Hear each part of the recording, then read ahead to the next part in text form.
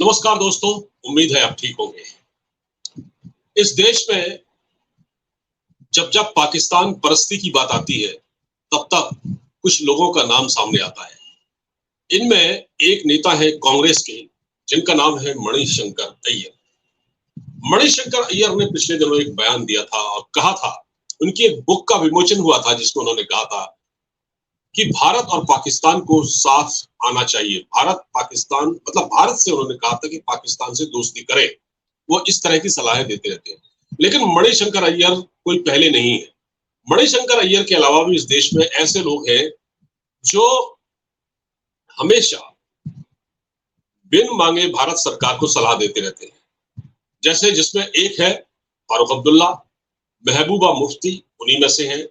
और अब एक और शख्स जिसका नाम बड़ी तेजी से उभरा है, वो नाम है शेखर गुप्ता का। शेखर गुप्ता, जिनका तारुफ मैं थोड़ा सा आपको करा दूं, ये पत्रकार है, वरिष्ठ पत्रकार, और ये पाकिस्तान के प्रति अपना एक सॉफ्ट स्टैंड रखते हैं। ये इंडियन एक्सप्रेस समूह के संपादक भी रहे, ये इंडिया टुडे में भी रहे। आजकल अपना एक यूट्यूब चैनल और एक वेबसाइट चलाते। इनका एक ट्वीट वायरल हो रहा है और इस ट्वीट में वो पाकिस्तान को ये सलाह दे रहे हैं कि देखो भैया, कि भारत से दोस्ती करो, तुमको चाइना के चंगुल में फंसने की जरूरत नहीं है, चाइना तुम्हारी मदद नहीं कर पाएगा। तुमको सऊदी अरब और यूएई के चंगुल में फंसने की जरूरत नहीं है, वो भी तुम्हारी मदद नहीं कर पाएंगे। अगर तुम्हारा कोई कल्याण कर पाएगा तो वो भारत है।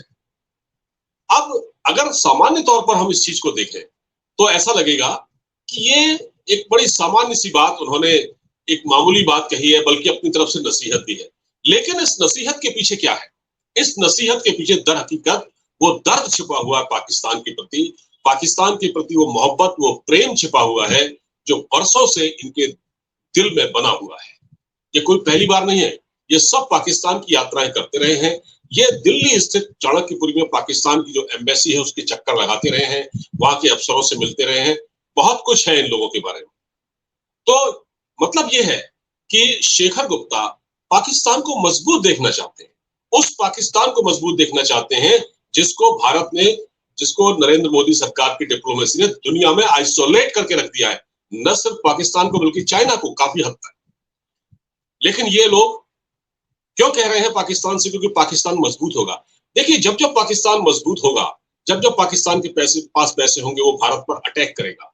अभी उस तरह से वो भारत के खिलाफ हमले नहीं कर पा रहा है। हालांकि उसने अनंतनाग में जो अटैक किया है, ये उसी के परिप्रेक्ष्य में ये है। क्योंकि देखिए, अनंतनाग में हमारे सैनिक अधिकारी जो शहीद हुए हैं, सैन्य अधिकारी शहीद हुए हैं। एक शख्स, एक कोई इसकी आज हॉस्पिटल में डेथ हुई है, वो भी वीर गति को प्राप्त हुआ है। ये जो पाकिस्तान की ओर से भेजे गए भाड़े के आतंकवादी हैं, जो लश्कर जैश की ओर से, जिसको पाकिस्तान की आईएसआई फंडिंग करती है, उनके इशारे पर ये भारत में अटैक करते हैं।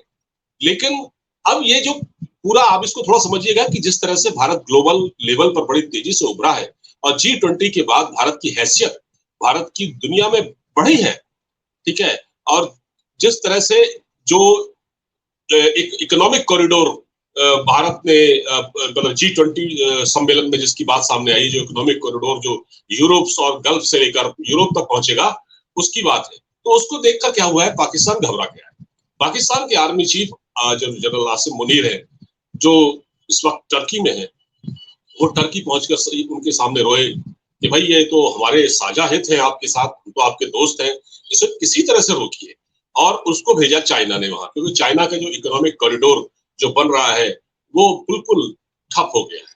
तो पाकिस्तान और टर्की नहीं चाहते, इसलिए टर्की का एक बयान भी आया था जिसमें उसने कहा था कि हमारे बगैर, हमारी अनदेखी होगी तो ये कैसे पूरा होगा, जो इकोनॉमिक कॉरिडोर जिसकी बात हुई है न्यू दिल्ली डिक्लेरेशन में, G20 के सम्मेलन में, ठीक है। ये एक बहुत बड़ी बात थी। ये डिक्लेरेशन आया तो दरअसल कुछ लोग तो ये भी मान रहे थे कि ये सब होने वाला नहीं है, ये केवल बैठक होगी और लोग उठ के चले जाएंगे अपने अपने देश, लेकिन सब कुछ हो गया। तो बात ये नहीं है, बात ये है कि इस वक्त जबकि 4-5 दिन हो गए, अभी भी एनकाउंटर चल रहा है अनंतनाग में, हमारे सैनिक मोर्चा ले रहे हैं पाकिस्तान के भाड़े के आतंकवादियों के साथ, और पाकिस्तान ने एक भी शर्त भारत की नहीं मानी आज तक। उसने ना भारत की बात मानी, उसने किसी आतंकवादी के खिलाफ कोई एक्शन नहीं लिया, किसी को जेल में नहीं भेजा, बल्कि वो कहता है कि ये हमारे नॉन स्टेट एक्टर्स का काम है। नॉन स्टेट एक्टर्स कहते हैं है वो आतंकवादी। परवेज मुशर्रफ ने अपने दौर में कहा था कि वो लोग हैं जिनको हम भेजते हैं। उनका एक वीडियो वायरल हुआ था कि हम इनको भेजते हैं कश्मीर में लड़ने के लिए। ये ऑन रिकॉर्ड है। और हमारे वहाँ जो पत्रकार हैं जिनका नाम शेखर गुप्ता है, ये हमदर्द हैं, ये इतने बड़े हमदर्द हैं पाकिस्तान के ये लोग। इनमें से चंद नाम और भी हैं जो कश्मीर जो कभी कभी जिनके जो वो लोग हैं, इसमें बरखा दत्त का नाम भी है। ये लोग सरकारें बनवाया करते थे, किसको कौन सी मिनिस्ट्री मिलेगी कैबिनेट में, ये मनमोहन सिंह सरकार। और ये जो मनमोहन सिंह सरकार जब हुआ करती थी तब ये लोग उनके सलाहकार हुआ करते थे। भला एक सलाहकार क्या, उनको सलाह देते थे कि किसको कैबिनेट में रखना है, किसको नहीं रखना है। शेखर गुप्ता भी मनमोहन सिंह के बहुत करीब हुआ करते थे, नजदीक हुआ करते थे।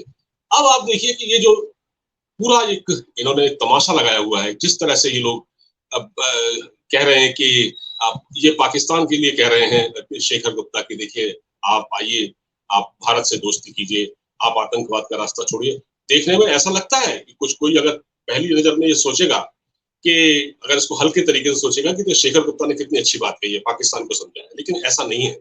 उन्होंने पाकिस्तान को समझाया नहीं है, वो पाकिस्तान को मजबूत देखना चाहते हैं। और देखिए सबसे बड़ी बात यह है कि अगर आज पाकिस्तान मजबूत हो गया तो पाकिस्तान, देखिए सांप जो होता है ना, कभी अपनी फितरत बदलता नहीं है, वो डसता है मौका पड़ने पर।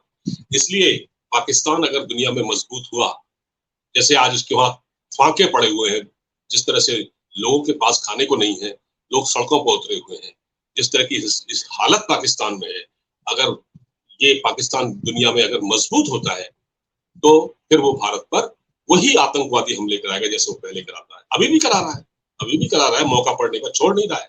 क्योंकि पाकिस्तान की आर्मी का बजट इतना ज्यादा है जिसमें से वो फंड करती है ऐसे आतंकवादियों को प्रमोट करने में। और हमारे वहां ये लोग कहते हैं कि आप पाकिस्तान भारत से दोस्ती करे, चाइना से उसे कुछ नहीं मिलेगा, सऊदी अरब और यूएई से उसे कुछ नहीं मिलेगा। देखिए यूएई ने क्या किया है, यूएई ने अभी एक नक्शा जारी किया है, जो ये कॉरिडोर जिसकी बात हुई है, इकोनॉमिक कॉरिडोर की, जो यूरोप से होकर गल्फ से होकर जाएगा, है ना, इसको लेकर जो उसने नक्शा जारी किया है इस कॉरिडोर का, उसमें जो पाकिस्तान ऑक्यूपाइड कश्मीर को भारत में दिखाया गया, तो भारत का ये हिस्सा है। तो एक तरह से पाकिस्तान को बड़ी चोट पड़ी है इससे, इसीलिए तो वो बिलबिलाए हुए हैं। इसीलिए तो उनका जो आर्मी चीफ है जनरल आसिम मुनीर, वो भागा भागा टर्की गया और वहां जाके वो तैयब एर्दोगान से मिन्नतें कर रहा है कि ये क्या हो गया भाई, हम तो साझा दोस्त हैं, हम तो बड़े अच्छे दोस्त हैं, और देखिए ये क्या कर रहा है, इंडिया ने ये सब इतना बड़ा प्लान बना लिया है। तो सोचिए जरा, तो सोचिए, अपनी आंखें खोलिए कि कितना बड़ा खेल चल रहा है पाकिस्तान को मजबूत करने का। कुछ लोग इस देश में ऐसे हैं जो पाकिस्तान को मजबूत देखना चाहते हैं, और पाकिस्तान की मजबूती का मतलब ये है कि भारत में एक बार फिर उसी तरह के 26/11 के अटैक ये हो सकते हैं। पाकिस्तान कभी अपनी हरकत से बाज नहीं आएगा। शेखर गुप्ता जैसे लोग जब ये सलाह देते हैं तो उनकी सलाह को गंभीरता से लिया जाना चाहिए कि वो भारत के हमदर्द हैं या वो पाकिस्तान के हमदर्द हैं। वीडियो अच्छा लगे तो उसको जरूर शेयर कीजिएगा। इजाजत दीजिए, नमस्कार।